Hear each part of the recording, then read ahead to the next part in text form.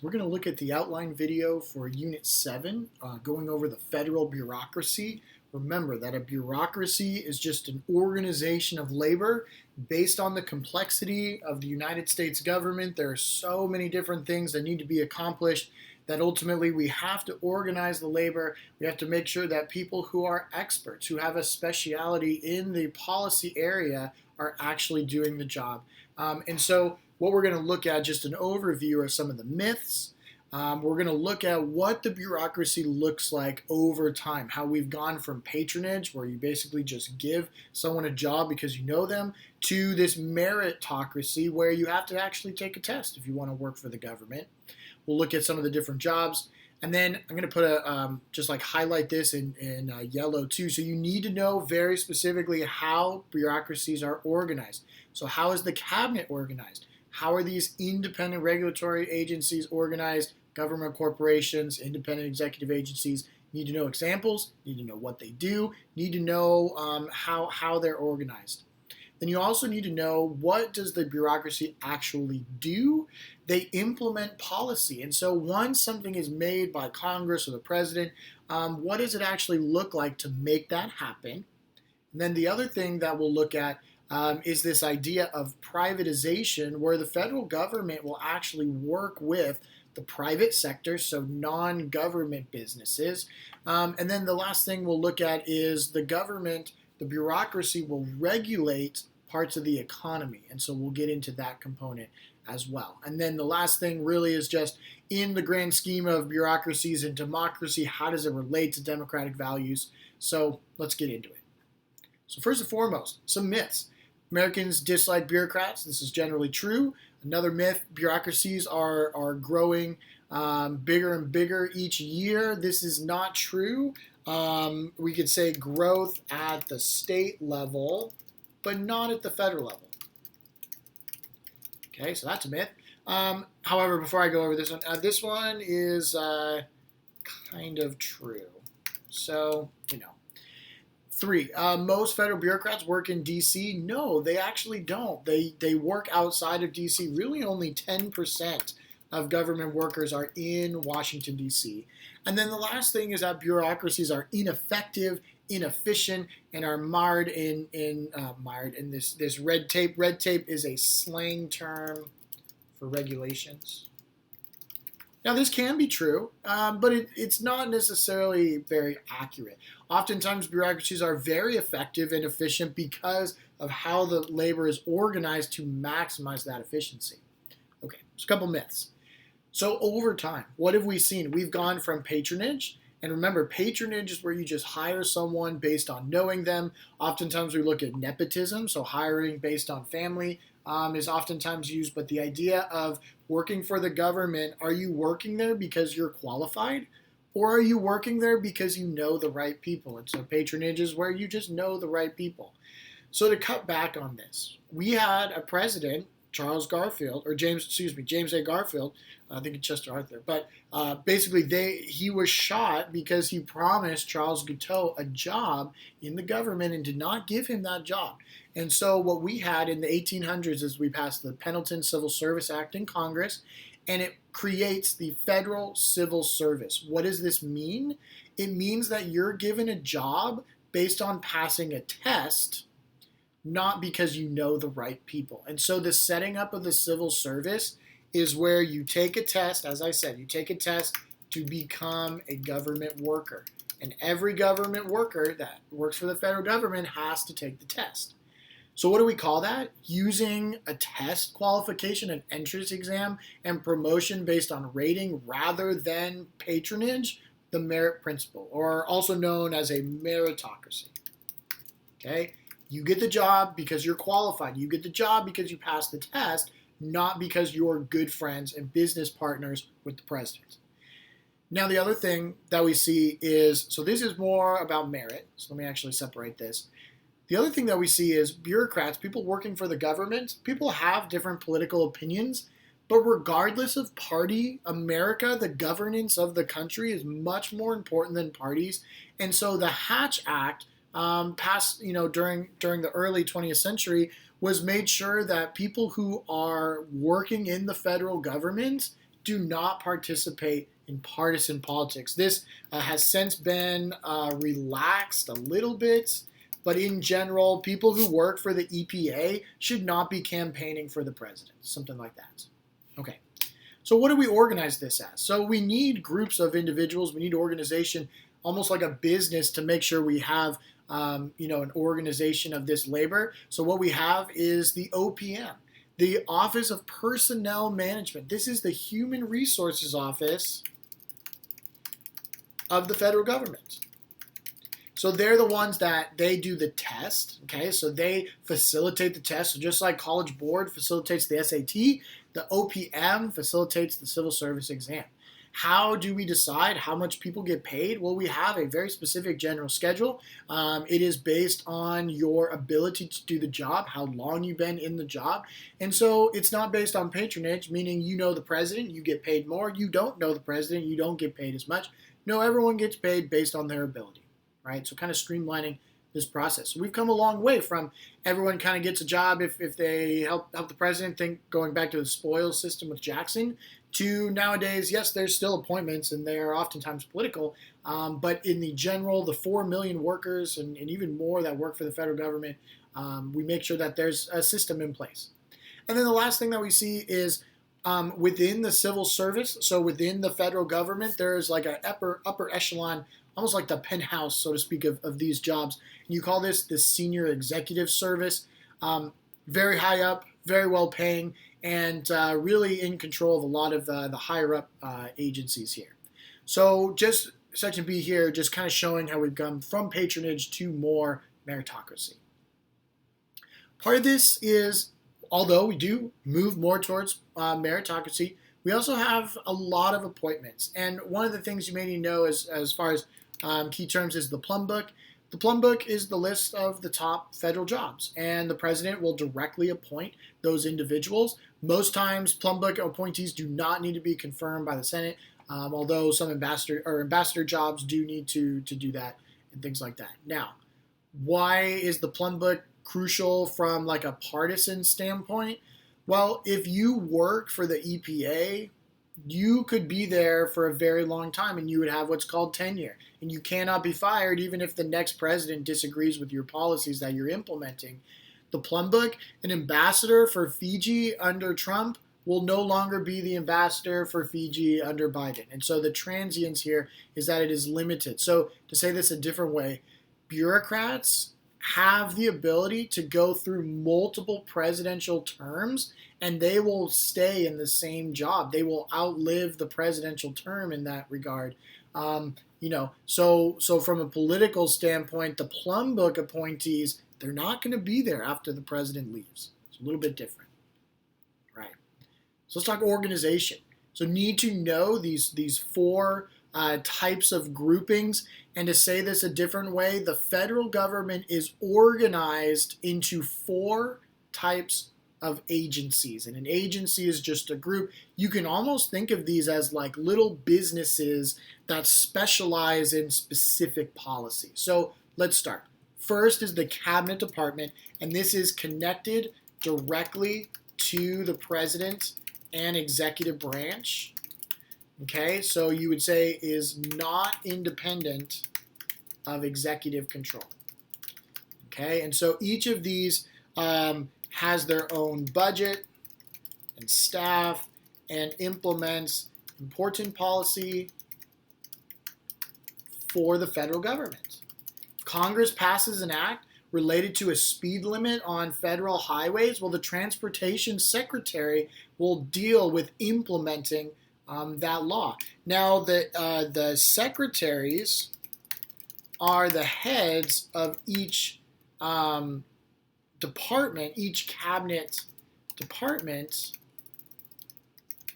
and are appointed / confirmed by Senate. And basically, they're chosen because they will remain loyal to POTUS. Okay.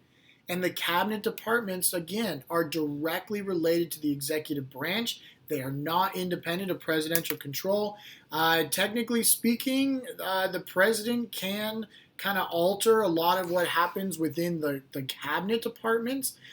but they are limited in what they can do. They can't just disband the State Department or anything like that. But important that the cabinet is connected. It is not independent of executive control, because when we talk about these over here, these are independent of government control. Okay. Another way to think of the cabinet is the president is the CEO of the executive branch. The cabinets are the different vice presidents of the different industries within the executive branch. Okay.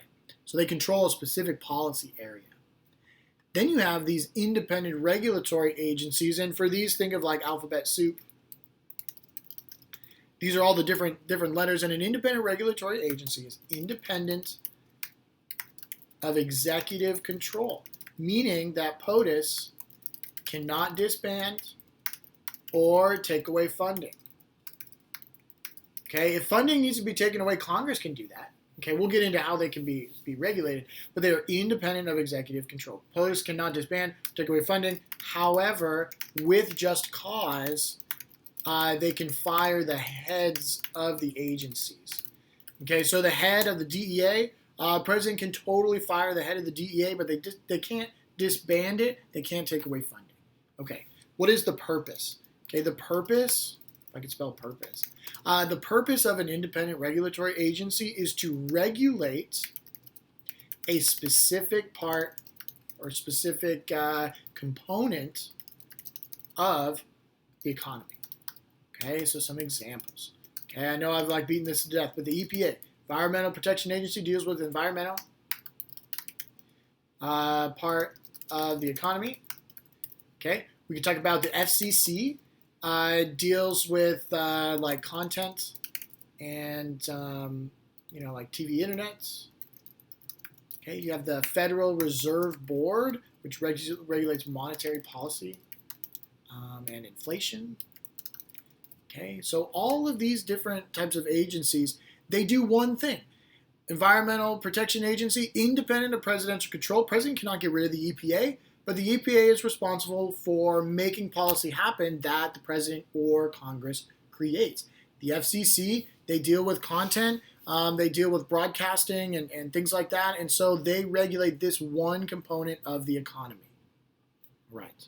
Even things like the Tennessee Valley Authority, okay, originally was to bring electricity to rural farmers. Today, it is a public utility. Okay, so like a government-owned electricity company. So like Southern California Edison, but owned by the federal government. And so again, one specific component of the economy.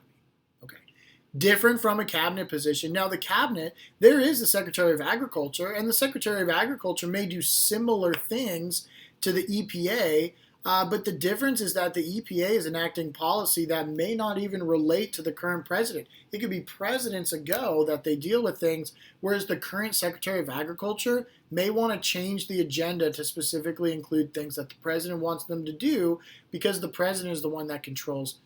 They have more direct control over the cabinet compared to the independent regulatory agencies. Okay. Another type of grouping, here's a government corporation. So this is a publicly owned. So publicly owned just means government-owned agency that is run kind of like a business. They raise or they generate profits. Okay, now it may not actually be profitable, but the idea is that they generate profit rather than receive funding from Congress. Okay, Congress funds the EPA. Congress funds the secretary departments. Congress does not fund a government corporation. So some examples really would be something like Amtrak. Okay, Amtrak charges people to ride on the trains. It is owned and controlled by the government. Same thing with the U.S. Postal Service. U.S. Postal Service charges for postage stamps and things like that. That costs money. The federal government does not provide money to the USPS. So these are examples of government corporations. Now the last thing, this is your aisle of misfit toys. Okay, these are agencies that do not fit into the other categories.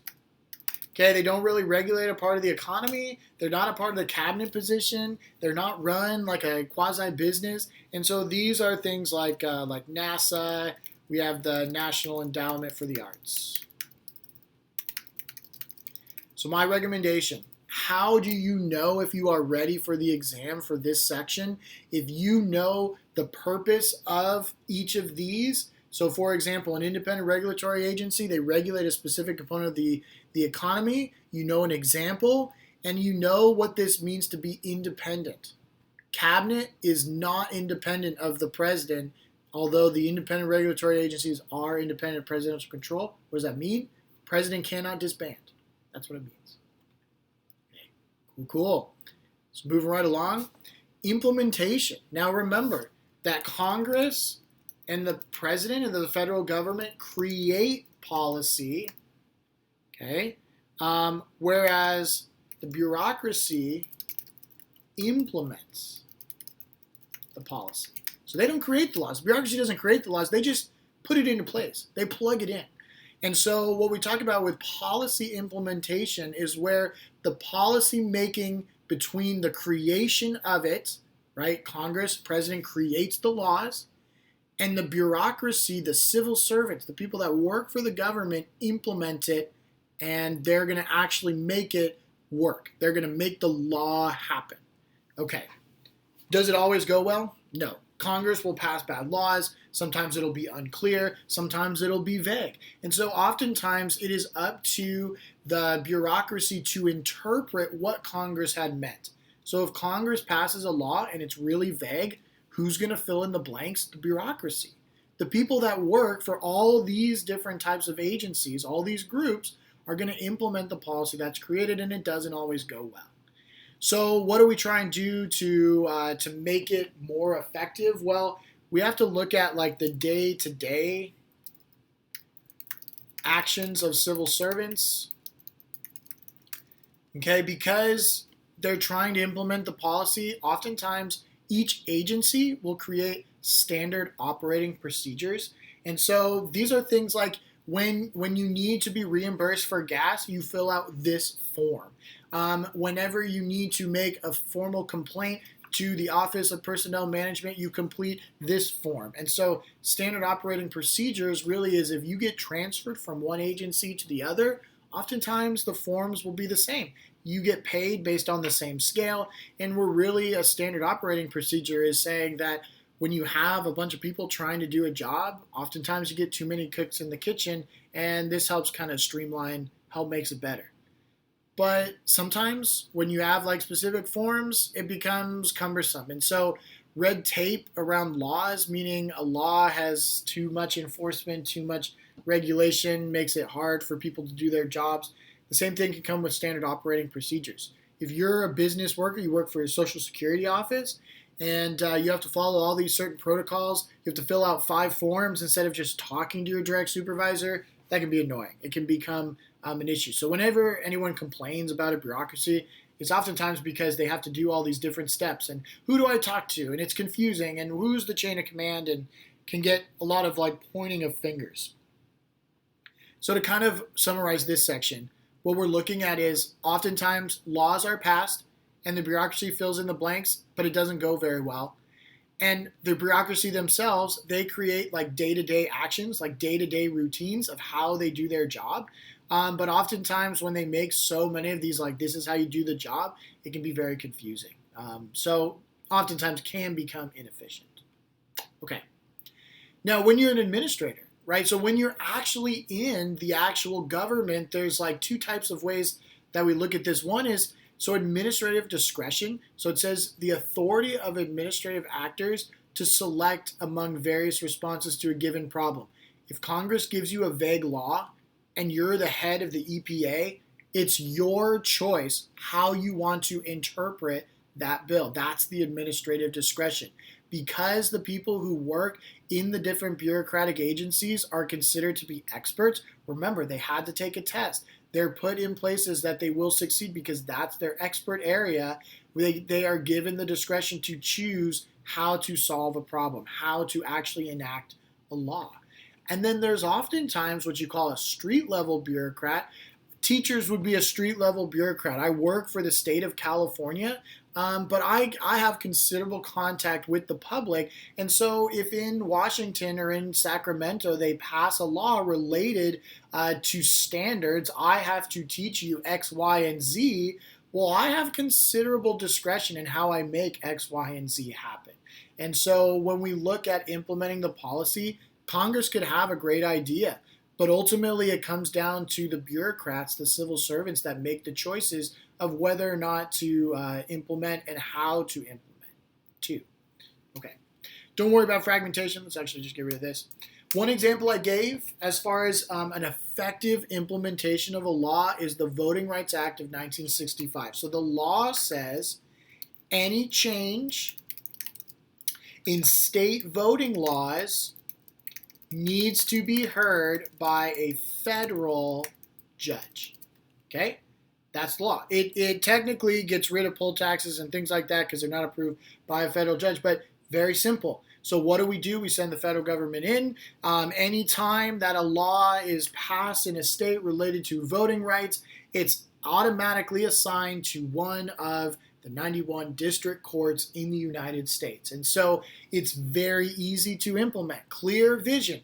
Need to have any law change heard by a federal judge. So whenever a law change happens, it automatically goes to a federal judge. Boom, implemented. Whereas something like Title IX, much more difficult to implement. And so understand, sometimes Congress passes bad laws. Okay, cool. Couple other things. So as privatization, this is not a huge emphasis. Okay, and just know that oftentimes the federal government will contract with the private government to kind of help the federal government. So with President Trump's wall at the southern border, it's not the federal government building the actual wall. The federal government will create a contract with a private construction company, and they will actually build it. And this happens a lot. The federal government will contract with private businesses. So rather than the federal government trying to kind of make their own business or their own kind of government entity, it's easier just to make a contract, cheaper oftentimes to make a contract with a private business. So that happens a lot. Oftentimes the federal government will accept bids and then they'll take the lowest bidder and things like that. But don't need to know too much about privatization. One last thing is more and more we see the federal government working with the private sector. And so it's kind of like oftentimes like construction companies, concrete companies will get contracts with the federal government, or like with the military. Military use privatization all the time. Okay. Now, one major component, let's see. So we talked about the idea of what an independent agency is, free from presidential control. And what we're going to look at is what do the agencies actually do? How do they actually go in and implement the policy? So one thing is specifically with the idea of the independent regulatory agencies, and this is where we are, and where you can say this is specifically related to independent. Independent agencies, and specifically like regulatory agencies. Okay, cool. So government regulation. What is this? Government regulation is where the public, the government, intervenes in the private economy. So if a government or if a business is doing something like drilling, the government can step in and stop the drilling or prevent some drilling over than others. And so oftentimes what the government will do is they'll offer what's called a command control policy. And command control simply means that the government will offer positive incentives. Do this and we'll give you a tax incentive. Or they'll oftentimes say, if you don't do this, then we're going to make you pay a fine. And so when it comes to how does an independent regulatory agency, how do they actually do their job? Oftentimes they will implement a command control policy. So think of the Americans with Disabilities Act. Okay, so if you don't follow it, you get fined. That's kind of an example of how we're going to enforce it. You could also say, if you do this, if you do follow it for 5 years, maybe you get a tax write-off. And so oftentimes, and this is also like the carrot and stick policy, command control. Carrot and stick is another name for it. But basically what we're looking at is the way that the agencies enforce the policy that they're supposed to implement is by saying, here's a punishment, and if you don't follow the law, you're going to be punished. Or here's an incentive. If you do follow it, there's a benefit, positive reward. Okay. Now, one thing, the movement towards deregulation, I would just say that in general, Democrats in favor of federal regulation. Okay. Whereas GOP in favor of deregulation. Okay, regulation increased federal control of the economy. A lot of this starts during FDR, where you have increased federal control of the private sector, and oftentimes the argument is that regulation will raise prices because there's greater costs that businesses have to pay to comply with the laws that are being implemented. And then also with a competition abroad, this could have an impact. And with regulation, although it could be, well-intentioned, it often creates more hoops. And in the perspective of like a small business owner, it puts an undue burden on the small business owner where they have to pay extra fees, extra taxes, which really become cumbersome and very difficult to run a small business. All right, last thing. So when you talk about how do we control the agencies, so when I say understanding the bureaucracies, how can Congress and POTUS control the agencies? I don't know why it's caps lock. Maybe I'm angry. Okay. So the president, what can the president do to control an agency? And this can relate to cabinet, right? But when I'm talking about this, I'm really getting into this concept of the independent regulatory agencies. So what can the president do? They need to appoint the head of the agency, and they're going to appoint someone that they can trust. You appoint the head of the FBI based on someone that you can trust. If the bureaucracy, let's say the EPA, is not doing what the president had hoped they would do, they can issue an executive order to change the behavior of the bureaucracy. They can also decide, you know what, we're going to recommend, because remember that POTUS presents the budget to Congress, and if Congress or if the president sees that the EPA is not doing what the president wants, they're going to recommend to Congress that Congress slash the EPA's budget. So that's something that the president can do too. Can they disband the agency? Absolutely not. Can they reorganize? Sure. And I think for this section, whenever there's questions about what are the abilities of the president to kind of try and control all the government agencies, this is what they can do. What can Congress do to control the agencies? Because once Congress passes a policy, once the president creates an executive order, you have to let the bureaucrats do their job. You can't influence their job other than these kind of roundabout ways to help. Okay, so with Congress, almost done here, Congress can try and hold or control the bureaucracy. They can influence the appointment of heads. So if the president recommends someone, the Senate can say no. We don't want that person. They can also alter the budget because remember, Congress has the power of the purse. So they can cut the budget. They can also have, this is called a budget hearing. So they can basically grill the EPA. They can bring them in and say, why'd you spend this much money here? Why'd you spend this much money here? And do a kind of like oversight investigation. And similar to how the president can issue an executive order if the bureaucracy is not doing what he wants them to, the Congress can also rewrite a law. Sometimes it's vague, and the bureaucracy interpreted the law wrong in the opinion of the Congress, so they can rewrite the law here. Okay. Last thing to know, although confusing, is this concept of an iron triangle. The two major things you need to know about an iron triangle is it's within the government. So often known as a sub-government, You don't need to go through the necessary democratic channels. You can work with someone specifically on a Senate or House committee. You work with an interest group with tons of money, and then you work with a bureaucratic agency. And so what you need to know is that you need to know the three parts: interest group, congressional committee, and then the bureaucratic agency. Those are the three corners of the triangle. They kind of go, they circumvent the regular democratic channels. Iron triangles are very undemocratic, and they're very difficult to get rid of.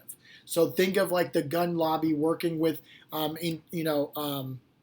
with different bureaucratic agencies, the ATF and things like that, or even like tobacco as well. And so all you need to know, again, iron triangles, the three parts of the triangle, and they're very difficult to get rid of. This unit is weird. I know it's short, but I know the content is a little bit tricky. Do not hesitate to reach out if you have any questions.